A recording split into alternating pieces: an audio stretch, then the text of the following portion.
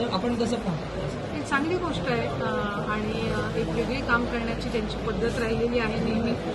आणि त्यांनी नेहमी जी काही त्यांच्या इथले हिताचे प्रश्न असतील, बऱ्याचशा वेळेला त्यांनी दिव्यांगांच्या प्रश्नामध्ये त्यांनी अधिक प्रमाणामध्ये नेहमीच आपली भूमिका त्या ठिकाणी बजावलेली आहे.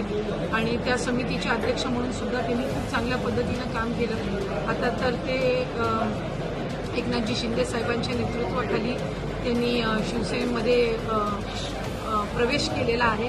आणि आणखीन सरकारला अधिकच्या त्यांच्या चांगल्या सूचना मिळत राहतील.